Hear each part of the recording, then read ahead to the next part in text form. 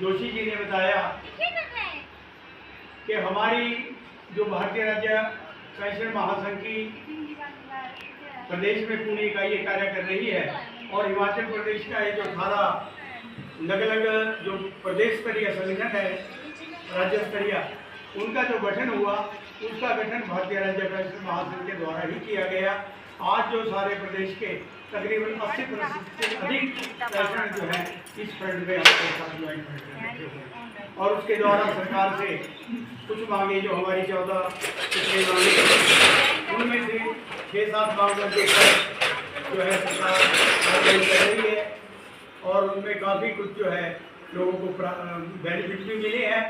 जो 13 मई को हमारी राज्य स्तरीय बैठक माननीय मुख्यमंत्री के साथ हुई थी, उसमें 14 सूत्रीय मांगों के ऊपर विस्तृत चर्चा की गई।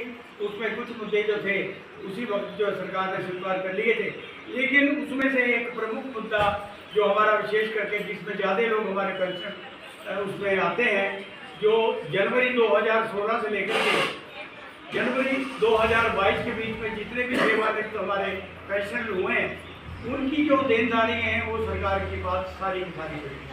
केवल मात्र उनको पिछली सरकार के समय में 50,000 बाकी उनको कुछ नहीं। उसके बाद 2022 के बाद जो सेवानिवृत्त हुए उनको सारे ड्यूज मिल रहे हैं, या जो 16 से पहले हुए उनके भी सारी देनदारी जो है दे दी गई है। तो एक बहुत बड़ा इशू था, इसको हमने सरकार से उठाया और सरकार ने ये माना, ये सरकार के माना था मुख्यमंत्री जी ने कि सरकार इस स्थिति में नहीं है कि सारा भुगतान एक बार हो जाए। तो 40% के ऊपर सहमति बनी थी और मुख्यमंत्री ने आश्वासन दिया था कि 2 महीने का सरकार को समय दे दो। 31 जुलाई को जो है हम तक सरकार जो है 40% का भुगतान कर देगी। लेकिन बड़े दुर्भाग्य के साथ ये कहना पड़ रहा है कि आज 5 अगस्त हो गया, लेकिन सरकार की ओर से नोटिफिकेशन नहीं हुई। इसको लेकर के हिमाचल प्रदेश के जो हमारे पेंशन हैं, विशेष करके इससे जो प्रभावित हैं, उनमें बहुत ही गहरा रोष व्याप्त है। 5-6 मांगे सरकार ने स्वीकार की, उसका हमने आभार व्यक्त किया।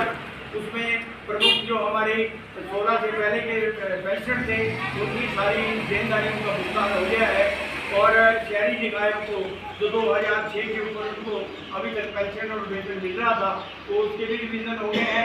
ट्रांसपोर्ट के पहली बार, क्योंकि हर महीने इनको 30 और 31 तारीख को पेंशन मिलती थी, उसको हमने मुद्दे को उठाया और सरकार ने सुनिश्चित किया कि हर महीने 10 तारीख तक इनको हर हाथ में और उसका पिछले महीने जो है 9 तारीख को उनका भुगतान हो गया। इस महीने आज 5 है, अब देखते हैं कि सरकार इस पर कायम रहती है। और उनकी जो मेडिकल की देनदारी थी, उसके लिए भी सरकार ने 20 करोड़ रुपए की राशि जारी की। और हिमाचल प्रदेश के जो हमारे पेंशनर हैं, बीपीएल हुए हैं, इनके लिए 271 करोड़ रुपए की राशि सरकार ने जारी की। लेकिन इसका जो ब्लॉक स्तर पे डीडीओज हैं या डिस्ट्रिक्टों पे वहाँ कुछ दिक्कतें आ रही हैं, उसका भुगतान नहीं हो रहा है, लेकिन सरकार की तरफ से कर दी गई।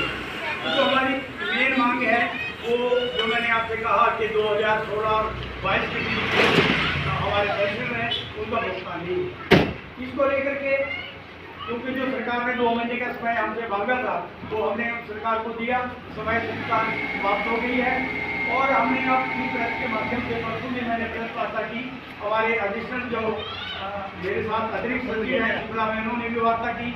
हमारे जो प्रधान हैं इस ज्वाइंट संघर्ष समिति के, उन्होंने भी कांगड़ा से उसकी बयान दिया है और सरकार से मांग की कि सरकार जो है 8 तारीख तक जो है 8 से पहले इसकी नोटिफिकेशन कर दे, अन्यथा हिमाचल प्रदेश का जो हमारा ज्वाइंट फ्रंट ये जो संयुक्त संघर्ष समिति है, इसकी 18 के 18 संगठन जो प्रदेश स्तरीय हैं, उनकी बैठक आगामी इसी महीने 8 अगस्त को जिला कांगड़ा के शाहपुर में होने जा रही है, जो कि एक कर्मचारी का विशाल प्रदर्शन होगा।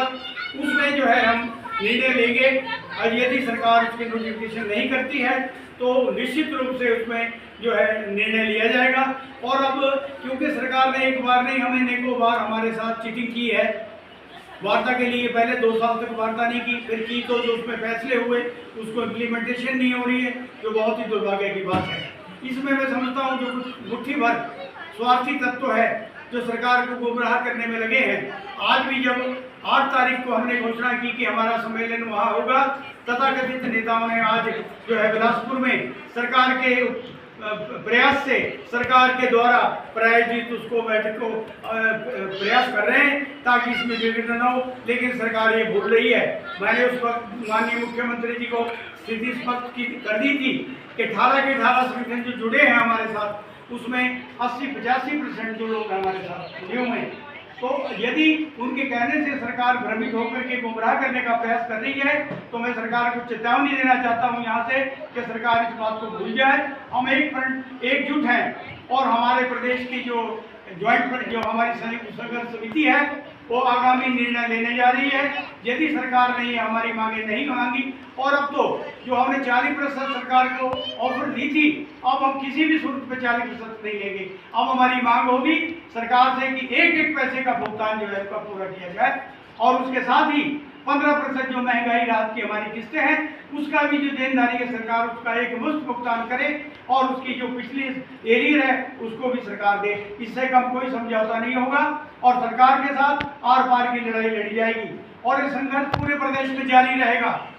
जब तक सरकार हमारी ये मांगे स्वीकार नहीं करती है तब तक हमारा संघर्ष जो है जारी रहेगा, क्योंकि सरकार ने हमें विवश कर दिया है कि हमारे बुजुर्ग यहाँ भी आज 85 वर्ष की उम्र में यहाँ लोग बैठे हुए हैं जिनकी कोई भी देनदारी बाकी नहीं बचती, केवल मात्र उनका महंगाई राहत मिलनी है, लेकिन वो सब एकजुट होकर यहाँ बैठे हैं। सब हमारा जो परिवार है हम एकजुट हैं, और ये पहली बार हुआ था। आपने देखा 2 संघर्ष हुए हिमाचल प्रदेश में। ये ना केवल हिमाचल प्रदेश में बल्कि भारतवर्ष का एक इतिहास है कि पहली बार हिमाचल प्रदेश के पेंशनरों ने जो है सरकार के विरुद्ध आंदोलन किया, और आंदोलन भी विशाल आंदोलन हुआ। अब जो इसके बाद आंदोलन होगा वो इससे भी ज्यादा विशाल होगा, और सरकार के साथ आर पार की लड़ाई लड़ी जाएगी। इसलिए मैं सरकार से पुनः आग्रह करता हूं कि अभी समय है, सरकार समय रहते हमारी मांगों को स्वीकार करे और हमें विवश न करे सड़कों को अवरुद्ध करने के लिए, अन्यथा ये संघर्ष आर पार का होगा। और इस सरकार को हम सदा से जब तक जो है बाहर नहीं करेंगे तब तक हमारा संघर्ष जारी रहेगा।